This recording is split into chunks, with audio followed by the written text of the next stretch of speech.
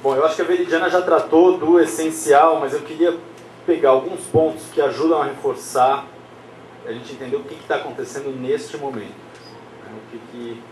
Claro que para isso a gente precisa de algumas... acho que foi importante esse histórico e essas referências que ela trouxe.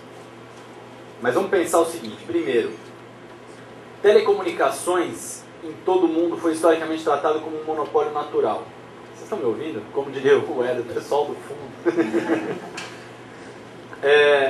Por que a ideia de monopólio natural? É pouco eficiente economicamente você criar disputas de montagem de redes concorrentes entre si. Assim como no caso da água, do gás, da ferrovia. Quer dizer, você toma a ideia de que a rede é uma rede pública e única, então ela é construída de uma maneira a não ser necessário você duplicar para você poder gerar algum tipo de concorrência.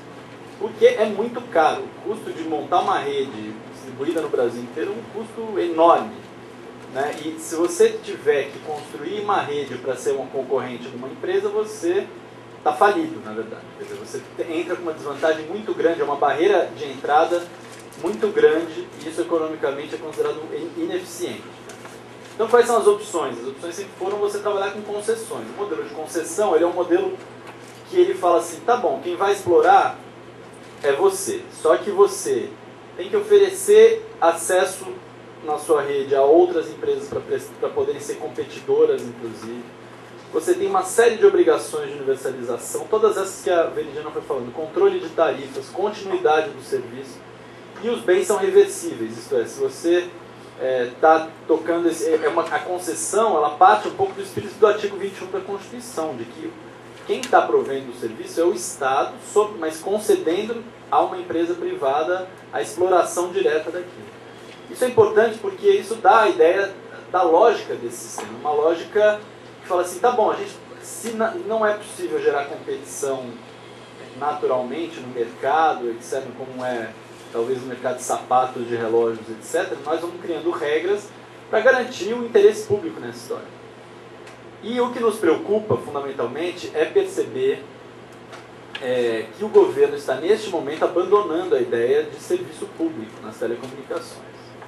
E aí, alguns vão dizer, mas espera aí, vai ter a telefonia fixa continua em regime público e vai haver um plano novo de metas de universalização para ser aprovado agora aí no dia final de junho. Só que nós já estamos na fase da gambiarra. E aí eu quero tentar também explicar por que isso está acontecendo.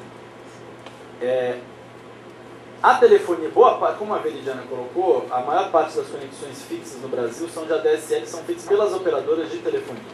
No caso, nós estamos falando principalmente da Oi e da Telefônica, né, do Velox e do Speed. Esses serviços, acho que também a Veridiana trouxe um elemento importante, eles estão sendo subsidiados pelo preço da telefonia fixa. Então, a turma que ainda tem telefone fixo tradicional em casa e paga R$40, provavelmente está ajudando a empresa a investir, a criar na ampliação das redes em lugares bem lucrativos para poder explorar economicamente isso e ter mais lucro. Então nós estamos numa distorção completa do sistema. Essa distorção, o governo, como não tem a banda larga em regime público, ele vai tentando usar o PGMU, que é esse plano de metas de universalização na telefonia fixa, para impor obrigações de banda larga para as empresas de telefonia. O que essa confusão ela explica para a gente? Primeiro, o governo está reconhecendo que é preciso impor metas de banda larga. Então, isso significa que o governo considera que banda larga é uma questão que merece muita atenção e é um serviço que precisa ser, inclusive, universalizado.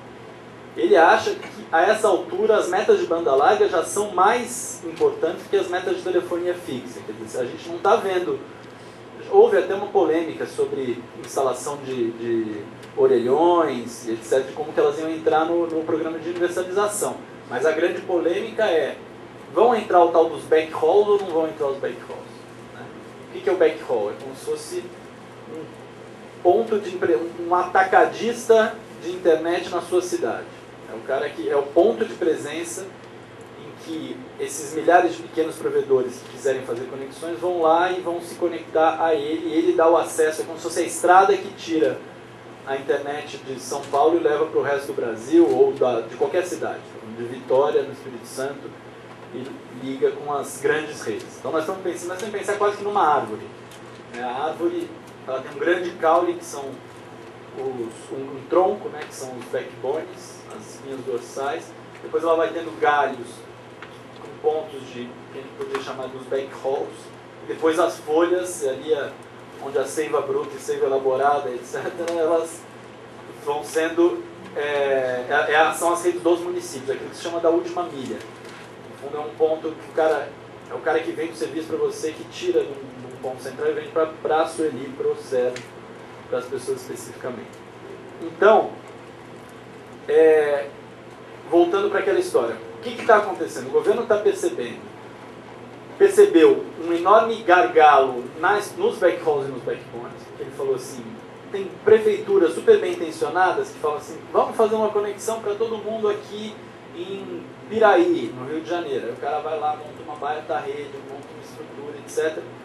E daí ele fala, tá bom, só que isso aqui por enquanto é uma intranet, porque está ligando o município internamente. Então como é que eu faço para ligar isso com a internet? Aí ele encontra opções na Oi e talvez na Embratel. Então, em geral, isso é uma opção monopolista da Oi, que fala assim, você quer criar uma rede que vai tirar o meu mercado da sua cidade? Pois não.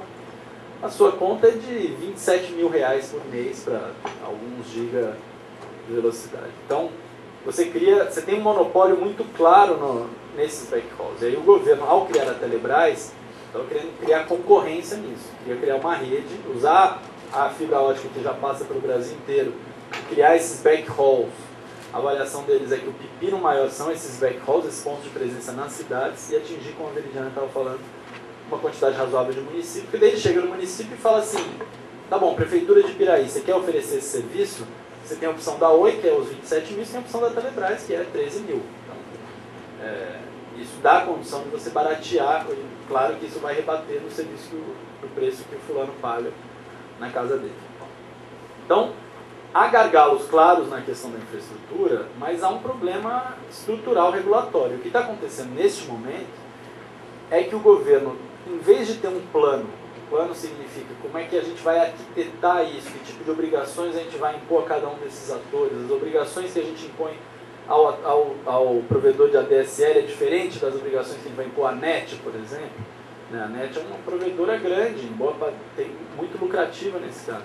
Boa parte dos municípios, eles estão fora de qualquer regime público. Então assim, que tipo de obrigações eu vou impor a ela? Que tipo de obrigações eu vou impor a um pequeno provedor que quer fazer uma rede naquele bairro? Porque, tudo bem, ele é ótima a ideia de que você possa ter um pequeno provedor e que eu crie condições dele competir com a Oi. Mas ele precisa, o consumidor que vai comprar dele precisa estar garantido também em relação à velocidade, a preço, esse tipo de coisa. Senão você tem um problema ainda maior. Essas obrigações e essas definições todas você só estrutura com uma ideia de regime público, ainda que possa ser combinado em alguma forma com o regime privado. Você pode pensar, por exemplo, olha, se você, a partir de 2014, vamos criar aqui um esboço dessa arquitetura. A partir de 2014, só vai poder prover serviço de banda larga em mais de um município as empresas concessionárias.